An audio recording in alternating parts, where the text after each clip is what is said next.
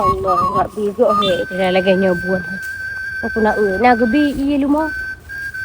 La ilah, la ilah. Tan ku lumo ku semangan ku deh hugrah ku deh lumo lam bilang.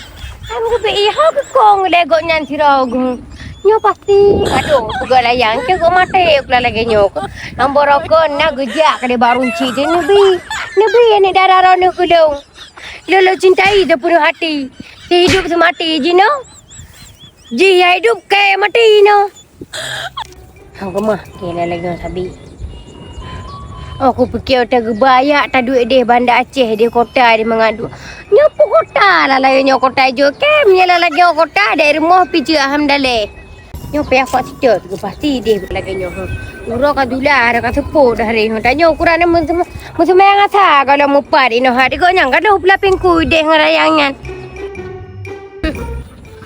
Lagi terjaluk lagi lo nam tukar nah.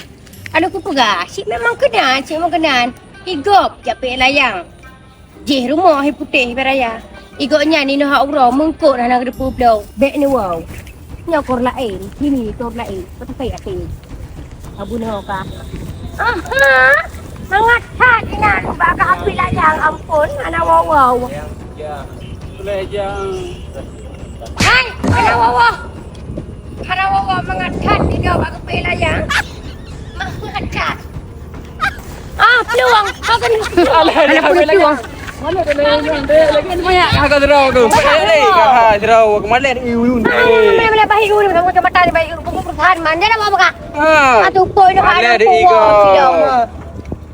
Macam mana iga terau ai. Kan masalah jiran mana wawa. Bukan dah dengan wilayah kalau bukan wilayah pun kuat. Kan je nak wilayah masuk je kan ke barat betu po mereka gatai ni. Gatai ni rana. Abang hobi wilayah mak mungkin hana wilayah. Konyan masuk lu. Kon wilayah je nyan ada bayi ya nyan ada bayi ya. Oh iya ke ba? Hai iya gerah-gerah ni dalam dang kiban kuro ni Kuro kiban dalam dang kuro. Kau jadi awak apa kah? Ku wilayah lo awal kah lele ha. Kan. Oh, ana lu. Anak ku apa? Kau mati sini kau yang nak layang kau ni tak bu kena. Baik ada ku rumah. Hana apa?